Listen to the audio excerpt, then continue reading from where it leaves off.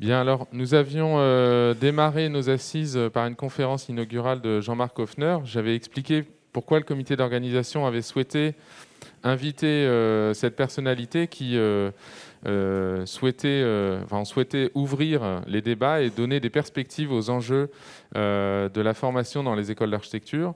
Et en contrepoint, nous avons invité Claudine Houbard, qui est professeure à l'Université de Liège en architecture, à venir apporter un regard décalé sur notre petit monde des ENSA françaises et donc d'apporter son regard d'architecte et d'universitaire de son point de vue de Belgique. Je voudrais, comme Dimitri a fait la pub pour son réseau ENSA Eco, je vais aussi faire la pub pour le réseau que pilote Philippe Duffieux, qui est dans cette salle, mais voilà, qui est ici, qui est le réseau APC, donc Architecture, Patrimoine et Création, et Claudine en fait partie. Elle est une des personnalités qui est le plus dynamique dans ce réseau, et on a toujours plaisir à écouter son point de vue sur les questions patrimoniales, en général assez rafraîchissantes. Et donc c'est sur cette collaboration que l'on mène avec elle depuis quelques années que nous avions eu l'idée de l'inviter.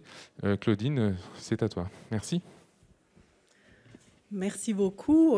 Quel honneur. Enfin, je suis vraiment très heureuse d'être là. Je suis aussi très honorée de me voir, de m'être vue confier ce rôle, qui est un rôle qui n'est pas simple, je vous l'avoue. Donc je remercie vraiment beaucoup l'École d'architecture de Normandie, le ministère de la Culture, qui ont pensé à moi, qui m'ont invité, qui m'ont donné cette opportunité. Mon regard va être, comme vient de le dire Raphaël Labruni, forcément un peu décalé depuis la Belgique. Je dois vous dire aussi que je suis arrivée ici sans avoir rien préparé, parce que je voulais vraiment construire mon intervention sur base de ce que j'allais entendre. Et donc, j'espère que vous serez indulgents sur peut-être la structure, parfois, qui vous apparaîtra peut-être un peu hasardeuse de mon propos. Alors tout d'abord, peut-être quelques mots sur le contexte belge pour que vous sachiez d'où je parle, puisque même si nous sommes voisins, même si nous collaborons régulièrement, notamment à travers le réseau APC, nous partons d'une situation qui est tout de même assez différente. Donc, un rappel très très court. Donc, en Belgique, contrairement à ce qui se passe en France, les écoles d'architecture font aujourd'hui partie des universités. Donc, elles sont intégrées aux universités depuis 2010. Donc, ça fait une bonne dizaine d'années. Ça n'a pas été sans difficulté. Ça a offert aussi de nombreuses opportunités, comme notamment de développer l'interdisciplinarité, de développer la recherche, au sein des facultés d'architecture. Et donc, ça a ouvert beaucoup de possibles. Ça a aussi créé pas mal de crispations qui ne sont pas toujours apaisées aujourd'hui. Alors, le premier jour où je suis arrivée, la veille au soir du début de la conférence, j'ai croisé par hasard des collègues à la recherche d'un restaurant ici à Lyon. Et ils m'ont posé la question de savoir si finalement ce type d'événement, comment ça se serait passé si c'était organisé en Belgique. Si en Belgique, on pourrait organiser le même type d'événement.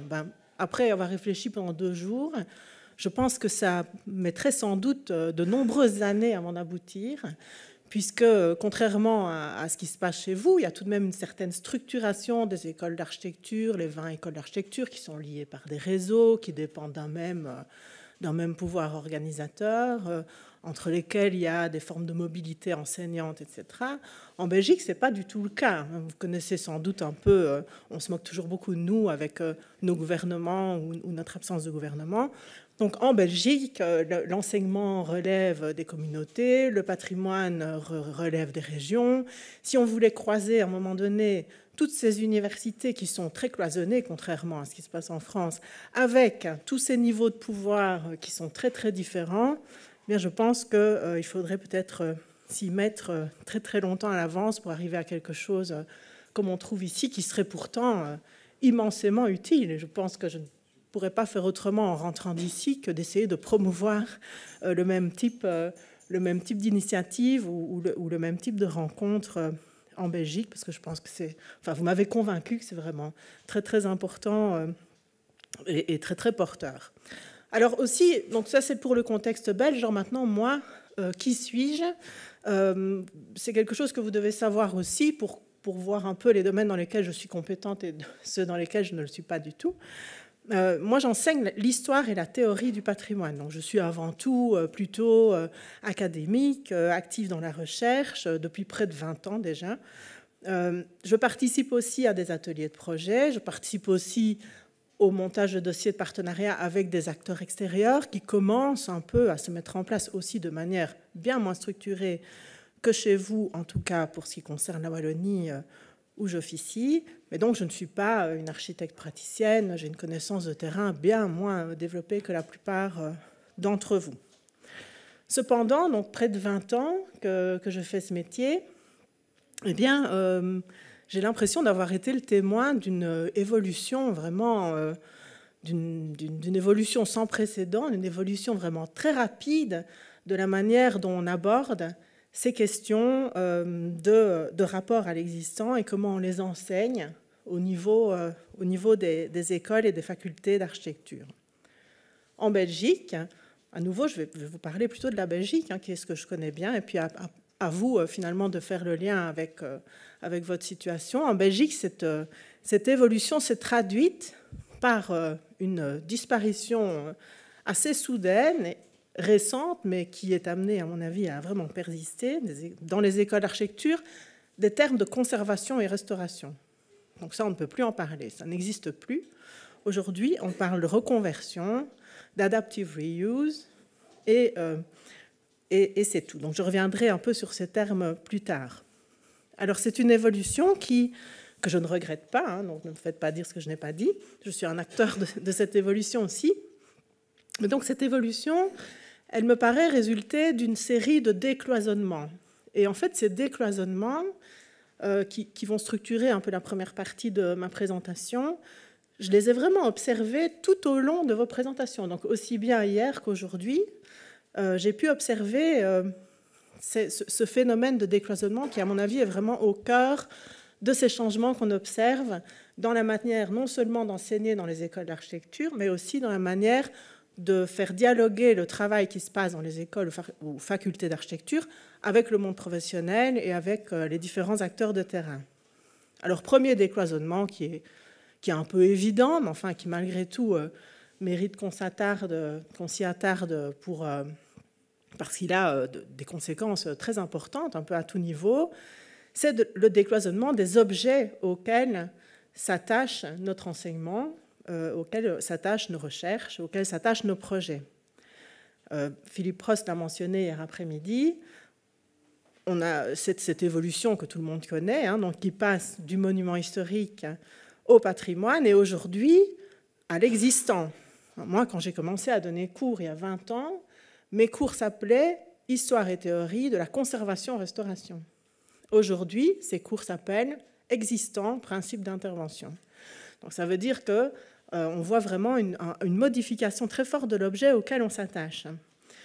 Il y a 20 ans, et encore jusqu'il y a, je dirais, presque une quinzaine d'années, donc cette transition est très récente, en tout cas en ce qui nous concerne en Belgique, mes cours portaient sur un certain cénacle réduit de monuments classés, protégés, faisant l'objet de réglementations spécifiques, pour lesquels il était assez facile d'aller chercher dans un grand corpus international les grands principes que l'on pouvait donner comme balises aux étudiants pour penser l'intervention sur ces édifices très choisis. Alors, par ailleurs, évidemment, ces cours attiraient un nombre réduit d'étudiants, un petit groupe de passionnés d'histoire qui ne forment pas, on va dire, la majorité des étudiants en architecture, en tout cas en Belgique. Alors, cette étroitesse de l'objet, elle est en fait progressivement apparue comme de moins en moins pertinente, en fait, au vu de l'évolution de ce qu'on considère finalement le patrimoine. Et en Belgique, en tout cas, il existe une énorme distance ou une énorme différence entre le corpus des bâtiments protégés et ce qu'on appelle plus largement le patrimoine. Donc, on a arrêté de protéger les monuments il y a longtemps déjà. Aujourd'hui, c'est quelque chose qui survient vraiment au compte-gouttes, au gré des on va dire, des opportunités politiques souvent. Et donc, baser notre enseignement sur ce corpus devient aujourd'hui assez peu pertinent, en tout cas au niveau des écoles d'architecture. Et donc, nous avons élargi progressivement nos objets à d'autres typologies, comme le patrimoine industriel, par exemple, les centres anciens, les cités minières, différentes choses, et aussi, bien entendu, de nouvelles périodes, comme l'architecture moderne, contemporaine, voire plus récemment, même postmoderne, dont on commence à parler. Alors, bien sûr, ça n'est pas sans conséquence sur la manière d'enseigner. Finalement, ça devient moins évident, puisque lorsque l'on élargit le corpus comme celui-là, il devient beaucoup plus difficile d'aller chercher des principes communs que l'on peut donner aux étudiants comme balise pour penser leurs interventions. En revanche, on devient de plus en plus intéressant, puisque le nombre d'étudiants intéressés par ce type de problématique est beaucoup plus grand. Donc on voit qu'on touche un public beaucoup plus grand. Alors cette évolution, elle s'est encore très fort accélérée durant, en ce qui nous concerne, en tout cas les 2-3 dernières années, où nous avons décidé de repenser complètement tout notre programme d'enseignement à l'Université de Liège, et où il a été décidé, aussi à mon initiative, d'abandonner le terme patrimoine au profit d'existants. Eh bien là, aujourd'hui, plus de la moitié des étudiants souhaitent s'inscrire dans cette filière. Donc, c'est-à-dire qu'on devient de plus en plus séduisant à mesure qu'on se distancie du monument historique, du patrimoine, pour toucher un existant plus grand. Alors aujourd'hui, dans notre filière, nous n'avons pourtant pas abandonné l'idée de travailler sur un patrimoine plus exceptionnel, ou même, voire même sur des monuments historiques, mais nous les considérons comme faisant partie d'une forme de continuum où les catégories finalement disparaissent au profit d'un ensemble qui comprend aussi bien les bâtiments à forte valeur patrimoniale comme tous ceux qui sont des bâtiments beaucoup plus ordinaires et qui, quelque part, contribuent tous à ce que la déclaration de Davos a appelé en 2018 la culture du bâti. Alors, bien entendu, de nouveau, ça pose de nouveaux problèmes au niveau de l'enseignement, et j'y reviendrai. Donc ceci, c'était un premier décloisonnement, celui des objets. Ensuite, deuxième décloisonnement, les échelles. Alors on en a parlé lors de chaque session. Donc chaque session a utilisé au moins une fois le terme de multiscalaire. Aujourd'hui, lorsqu'on travaille sur l'existant, il devient à peu près impensable, même lorsqu'on travaille sur un objet isolé, voire même un monument historique, de l'envisager uniquement à l'échelle de l'objet. Bon, ce que je vous dis, ça vous apparaît sûrement tous vraiment comme une évidence, et c'est quelque chose qui s'est traduit aussi, là je remets ma casquette d'historienne du patrimoine, dans l'évolution des principes au niveau international, passant de la conservation des monuments historiques à la conservation intégrée, pour arriver à la question des paysages urbains historiques, même des paysages culturels, intégrant des dimensions immatérielles à la fin du XXe siècle. Alors, aujourd'hui, donc, les objets ne s'appréhendent plus uniquement au niveau individuel, mais à partir d'une échelle plus grande, qui est évidemment à définir en fonction du cas, et aussi dans une logique systémique. J'irai plus vite donc sur ce décloisonnement-là, qui finalement rejoint un peu le précédent. Et puis un troisième décloisonnement, qui lui relève vraiment d'une autre question, qui est le décloisonnement des rôles. Alors aujourd'hui, quelqu'un a aussi prononcé le mot de décloisonnement parmi les intervenants, en disant qu'il fallait finalement décloisonner l'architecte maître d'œuvre, l'architecte maître d'ouvrage.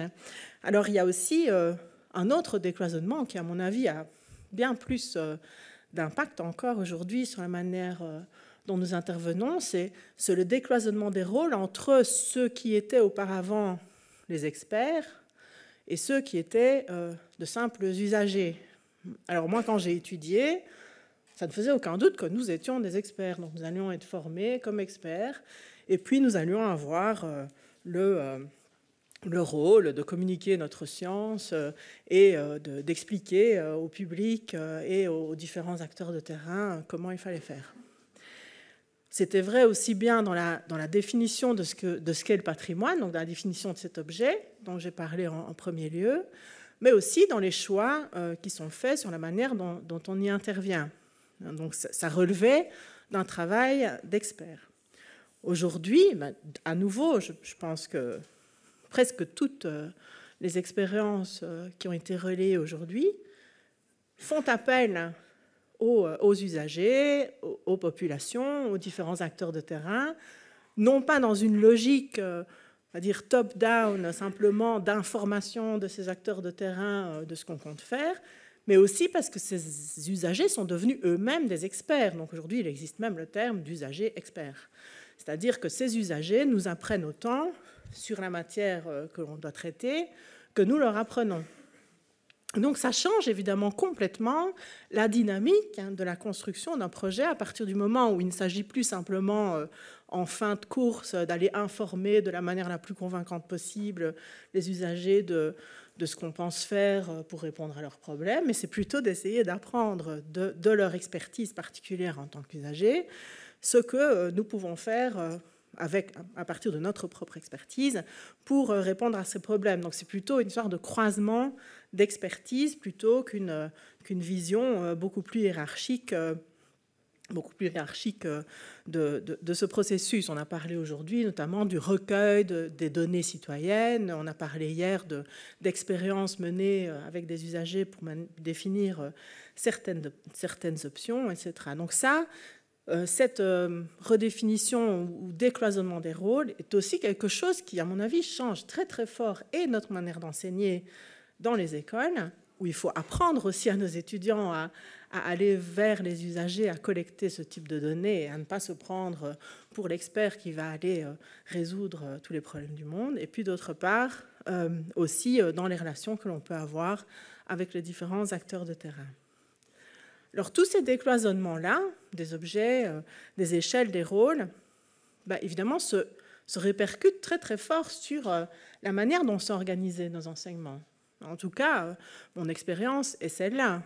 Je veux dire, les matières ou les domaines qui étaient organisés d'une certaine façon dans nos facultés ou dans nos écoles, aujourd'hui ont aussi tendance à se décloisonner. Moi, aujourd'hui, je travaille avec des collègues depuis quelques années, qui sont pourtant dans ma faculté depuis 10 ans, avec qui je n'avais jamais parlé avant. Je veux dire, enfin, en tout cas, pas de matière professionnelle. Donc, c'est-à-dire qu'on commence à croiser des expertises, des domaines qui auparavant se situaient vraiment dans des silos différents. Donc, ça modifie l'organisation des matières, ça modifie les équipes qui finalement sont reconfigurées complètement autrement. Et d'une sorte de tour d'ivoire un peu à part dans laquelle je me trouvais avec mes cours de conservation, restauration du patrimoine, de manière générale, l'enseignement de l'intervention sur l'existant demande de tout à fait sortir de cette tour et de créer des liens avec toute une série d'autres intervenants, et notamment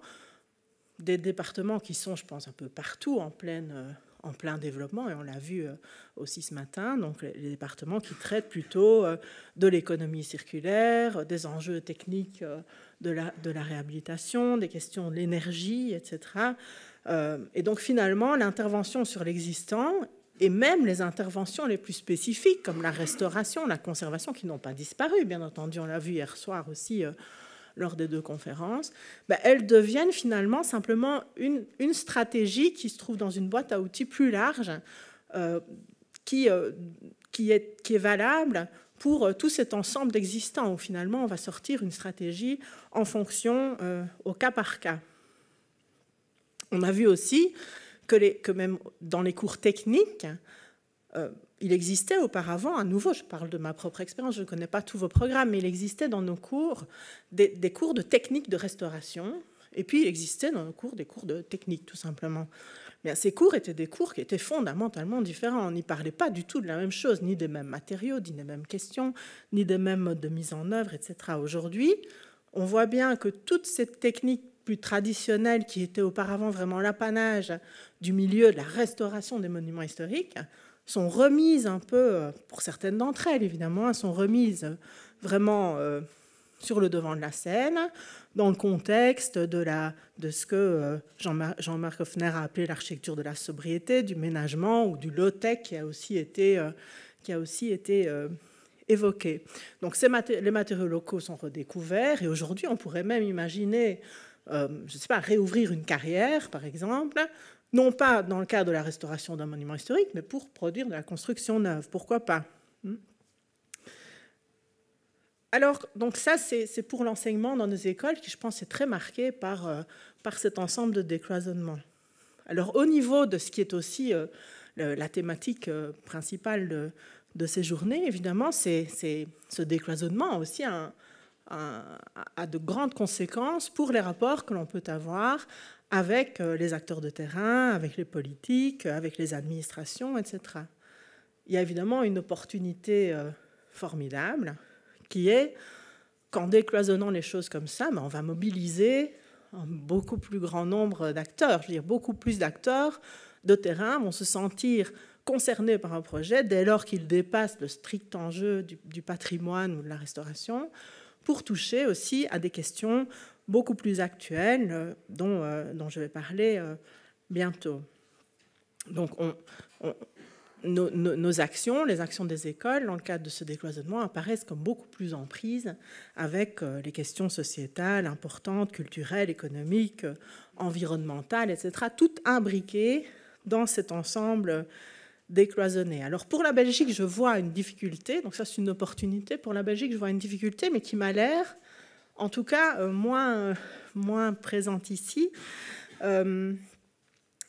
En tout cas de ce que j'ai pu juger depuis hier. Donc moi je vous vois vraiment à travers une fenêtre très étroite aussi, donc pardonnez-moi si je simplifie un peu, mais enfin en Belgique, en tout cas mon expérience personnelle où je travaille en région wallonne montre que ce grand décloisonnement qui est à l'œuvre dans les écoles d'architecture n'est pas encore vraiment présent sur le terrain, et qu'aujourd'hui justement ce décloisonnement a plutôt tendance à faire peur et à un peu crisper des partenaires potentiels. Je pense notamment aux administrations en charge du patrimoine en ce qui me concerne, mais je ne désespère pas et je n'en dirai pas plus.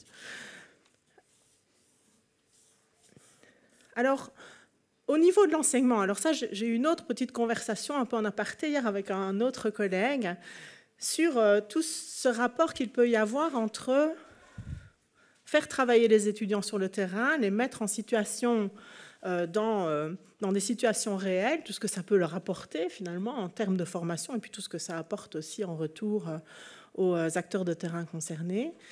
Mais effectivement, nous nous disions que finalement l'enseignement n'est quand même jamais une pure transposition de l'expérience de terrain. Il y a la question de la temporalité qui intervient, il y a la question aussi que l'enseignement, enseigner une matière, et surtout une matière d'une telle complexité que celle-là, dont celle dont nous parlons, demande quelque part de l'organiser un peu, de la couper, on va dire, de la découper en tranches un peu plus intelligibles qui peuvent être progressivement assimilées par les étudiants, et donc de leur permettre donc tout enseignement, je veux dire, passe par là. On ne peut pas livrer tout d'un coup une réalité aussi complexe à des étudiants en espérant qu'ils puissent y répondre.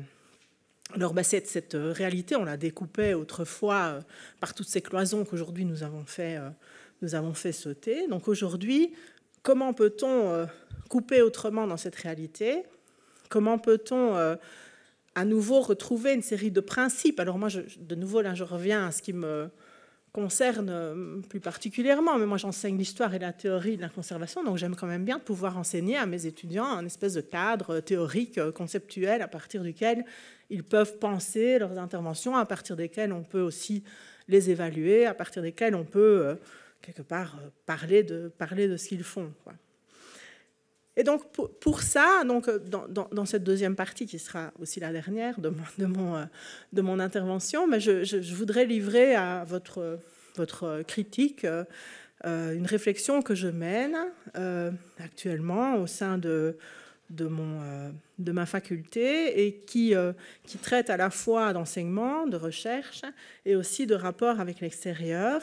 C'est une question que peut-être certains d'entre vous m'ont déjà entendu évoquer lors justement d'une conférence APC précédente, mais rassurez-vous, j'ai évolué depuis lors, je ne vais pas vous répéter la même chose.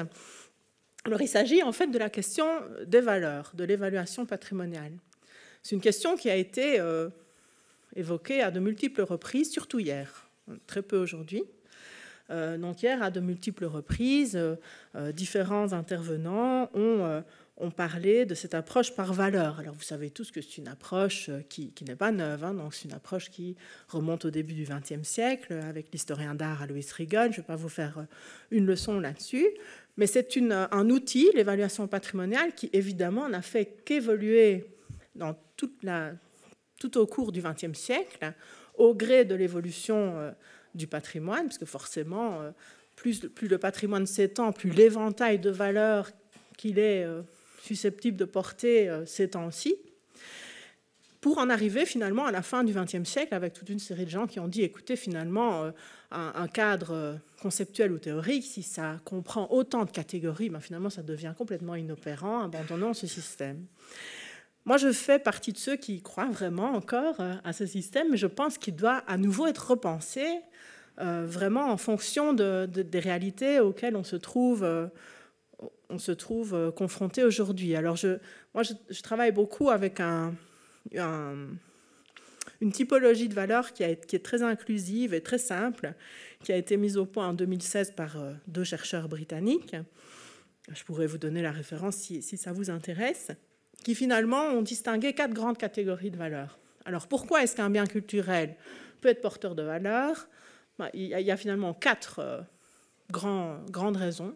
Donc, ce bien culturel peut être porteur de valeurs parce qu'il génère des associations, parce qu'on peut l'associer à une époque, parce qu'on peut l'associer à un corpus, à une personne, à un événement, parce qu'on peut l'associer à l'usage d'une technique. Enfin, c'est très très large, hein, c'est ce qu'on entendait avant par la valeur historique, la valeur technique, voire la valeur sociale, etc. Donc ça regroupe ça, aspect associatif. Ensuite, deuxième aspect, l'aspect sensoriel. Cet objet culturel génère un plaisir sensoriel pour moi. Alors bon, évidemment, il y a ce qu'on appelait la valeur esthétique, mais ça peut aussi être l'acoustique magnifique d'une église, ça peut être l'odeur particulière d'un sous-bois, etc. Puis ensuite, un aspect probatoire ou scientifique, qui est un aspect qui confère à l'objet un rôle de support de la recherche, support de connaissance. Et puis ensuite, un aspect fonctionnel. Mais ça, l'aspect fonctionnel, selon moi, a un statut un peu différent, puisqu'il ne relève pas vraiment de la valeur culturelle. Finalement, l'aspect fonctionnel est un aspect qui peut être rencontré dans tout objet, même sans aucune valeur culturelle. Alors, plusieurs présentations ont abordé cette question de l'évaluation patrimoniale hier, à partir de cadres divers. Hein, les cadres sont très nombreux. Mais ce qui est frappant, c'est que cette question de l'évaluation patrimoniale est toujours pensée en amont. Donc, elle est toujours pensée en amont du projet. Donc, en amont du projet, on fait une série d'études, on fait une évaluation patrimoniale, et ensuite, ça donne une série de balises qui sont à respecter par le projet. Donc, le projet se situe un peu comme au service des valeurs patrimoniales existantes. Or, il apparaissait tout de même très très clairement dans toutes vos interventions qu'aujourd'hui, tout projet se situe surtout en fonction d'un certain nombre d'enjeux contemporains qui sont totalement inévitables et qu'on ne peut pas discuter aujourd'hui. Ces enjeux contemporains sont quelque part le moteur d'énormément de projets que l'on a vus hier comme aujourd'hui. On veut lutter contre des inégalités sociales, on veut améliorer la performance énergétique des bâtiments, on veut relier un quartier à la ville, on veut, enfin voilà, il y a tous ces enjeux qui me semblent un peu inutiles de lister, puisqu'ils sont je crois qu'ils apparaissent de manière complètement évidente à tout le monde. Mais c'est quelque chose qui est un peu le moteur de tous ces projets. Donc on ne peut pas penser aujourd'hui un projet sur l'existant uniquement en se basant sur la conservation des valeurs existantes. Le projet, en fait, produit aussi de la valeur. Le projet va apporter une valeur ajoutée à ces différents objets qui vont finalement constituer, avec les valeurs existantes, si elles sont conservées, transmises, etc., une espèce de valeur totale de l'édifice une fois qu'il sera réhabilité, pour employer le terme que vous utilisez beaucoup. Donc, ça veut dire que, et finalement, ces valeurs, il n'y a pas besoin de produire un nouveau cadre, quelque part, il existe déjà. Le cadre de ces valeurs qu'on pourrait appeler, je ne suis pas très satisfaite du terme, mais appelons-les valeurs de développement. Ça. Le cadre, il existe déjà. Ce sont les fameux 17 objectifs des Nations Unies pour le développement durable, quelque part. Mais c'est vers ça que l'on tend, non? Certains projets, bon, évidemment, je suppose que vous avez en tête ces différents objectifs. Alors, les instances patrimoniales se sont penchées sur ces objectifs, et notamment l'ICOMOS a mené toute une réflexion sur la manière dont ces objectifs, comment le patrimoine, au sens large, pouvait contribuer à aller dans le sens de ces 17 objectifs de développement durable. Et il va de soi qu'évidemment, l'objectif 11, qui traite des villes et communautés durables, semble être celui qui est le plus en phase avec nos activités. Mais finalement, quand on entre dans chacun des objectifs, on s'aperçoit que finalement, l'existant, je vais utiliser ce terme-là, l'existant peut contribuer à pratiquement chacun de ces objectifs. Et donc, je pense que dans les projets, donc quand on regarde les projets qui nous ont été présentés hier aujourd'hui, on s'aperçoit en fait que le dialogue entre ces deux grandes catégories de valeurs qui sont les valeurs culturelles existantes du bien et les valeurs de développement du bien, c'est un peu la question que j'ai posée que je vous ai posée lors de votre présentation sur ces questions de ventilation. Elles ont encore du mal à intégrer une même matrice, enfin à intégrer un même cadre de réflexion. On dirait qu'elles continuent à être cloisonnées, justement. Et je pense que s'il y a un beau chantier à mener dans nos écoles d'architecture, ce serait de tenter de décloisonner ce système de valeurs, système de référence, de manière à vraiment regarder l'objet existant d'une manière globale, en évaluant sa valeur culturelle qui peut être très faible ou qui peut être énorme, et puis en évaluant sa valeur de développement qui elle aussi peut varier, et de prendre finalement en compte la totalité de ces valeurs-là pour penser les actions que l'on va y porter.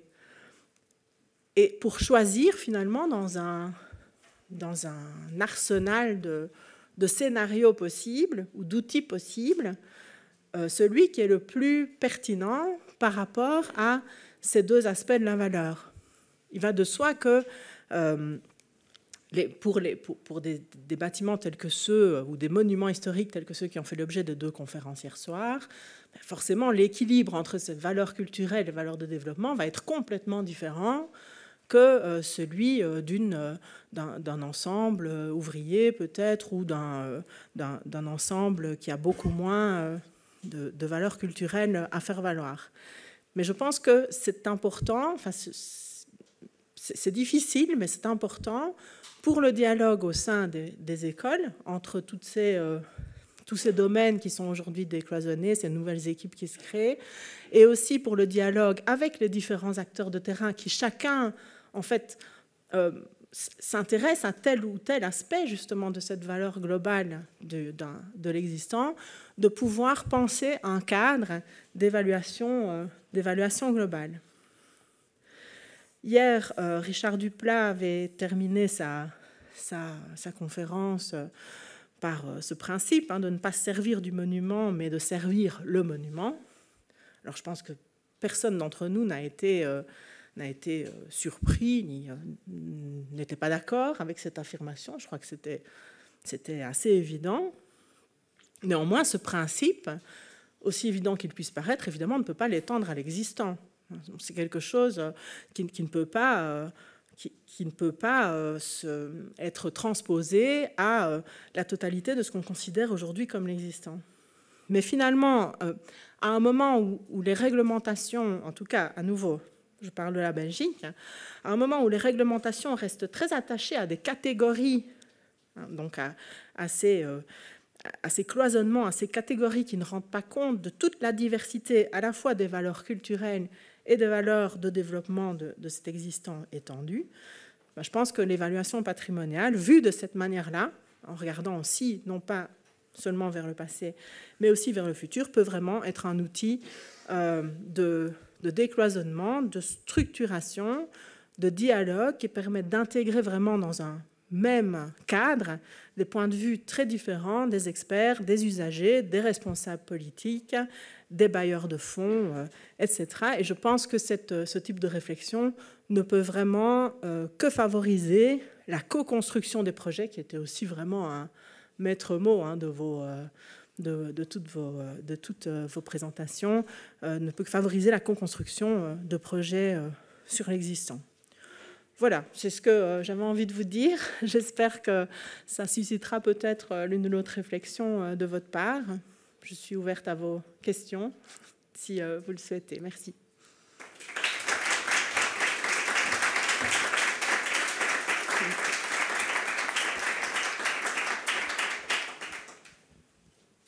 Alors, si Claudine a invité à une question, on a peut-être une. Ailleurs. Madame la directrice régionale des affaires culturelles. Merci beaucoup pour cette intervention tonique et extrêmement intéressante. Je crois que finalement, tout ce que vous avez dit là, c'est des choses qu'on a peut-être quelque part au fond de nous et que finalement, les voir formalisées de cette façon, c'est vraiment intéressant. J'ai juste quelques remarques. Donc moi, je m'occupe je viens du monde du patrimoine, mais je m'occupe maintenant de l'ensemble du monde de la culture pour la Normandie. Et tous les enjeux que vous avez signalés là, ils sont exactement les mêmes dans le spectacle vivant, par exemple. Le décloisonnement, l'hybridation, la création, c'est quelque chose qui est maintenant une espèce d'évidence. Donc ça c'est très bien. Ce que je me disais aussi, c'est que tout ce que vous venez de dire là devant des architectes, ce serait formidable de pouvoir le dire devant des conservateurs des monuments historiques, devant des... Enfin, voilà. Moi, je me rends compte que finalement, on passe son temps à essayer de gérer les différentes facettes d'un ensemble et que ce décloisonnement, il est finalement une espèce d'évidence. Parce qu'on est aussi dans des impasses. Par exemple, la protection au titre des monuments historiques, c'est de plus en plus quelque chose qui est un prétexte. C'est un prétexte pour un projet ou contre un projet. C'est-à-dire que plutôt de se dire, bon, finalement, c'est de l'existant et comment est-ce qu'on va en tirer le meilleur parti pour les différentes échelles de valeur que vous avez énoncées, on est plutôt dans une espèce de lutte qui transforme du coup les commissions de protection en des espèces de tribunaux finalement où on se dit il va être condamné ou il va être sauvé, mais ce ne sera pas forcément pour les bonnes raisons. Et finalement, ce que je vois aussi, c'est que je disais à ma voisine qu'il y avait un décloisonnement de plus à faire, ce serait le décloisonnement de l'accompagnement des politiques publiques pour toutes ces questions-là. Parce que si finalement on n'était pas obligé de passer par exemple, le fait de se dire bon moi je vois ce que disait hier le monsieur Rollon, je ne sais plus son nom là, Mouchel Blaiseau, sur le fait que voilà, pof, on nous le protège et tout est fini. Voilà, je pense que cette phrase-là, elle résume exactement la difficulté devant laquelle on est, où plutôt que d'anticiper, de réussir à se dire quel va être le champ des possibles et si je protège, finalement, évidemment, c'est pas parce qu'on protège qu'on peut plus faire évoluer les choses, mais tout le monde reproduit tellement ces stéréotypes dans cette espèce de combat de valeurs en disant si c'est un monument historique, il est sauvé. Et je pense aussi que si, par exemple, tous les membres de la demeure historique ou de Vieille Maison Française, vous avez entendu ce matin, moi, je serais drôlement contente parce que finalement, ça nous aiderait peut-être à ce que le dialogue soit un petit peu différent. Donc vraiment, merci beaucoup pour tout ça et j'espère que ça va rester accessible en ligne parce que je pense que je vais le diffuser dans le prochain pôle patrimoine de la Drague de Normandie. Voilà. Merci beaucoup. Merci. Il y avait juste une question en ligne. Si tu pouvais citer les 2 chercheurs anglais sur lesquels tu t'appuies pour construire ton propos. Oui, bien sûr. Ils s'appellent Fredheim et Calaf. Je pourrais peut-être envoyer la référence par écrit, de manière à ce que ce soit plus simple. C'est un article qui est paru en 2016 dans une revue scientifique qui s'appelle l'International Journal of Heritage Studies. Et je pense que titre, ça doit être Heritage Values, Typologies Re-examined ou quelque chose comme ça. Mais je pourrais, si ça intéresse certains, je peux leur transmettre la référence plus précise. Ok, merci beaucoup. Merci Claudine pour cette conclusion de ce premier chantier des assises. Et nous allons ouvrir le second en début d'après-midi, qui sont les rencontres entre enseignants pour échanger sur leur pédagogie liée à l'intervention sur l'existant. Nous avons calé l'organisation de cet après-midi sur les 3 axes thématiques que nous avions sélectionnés sur les 3 plénières.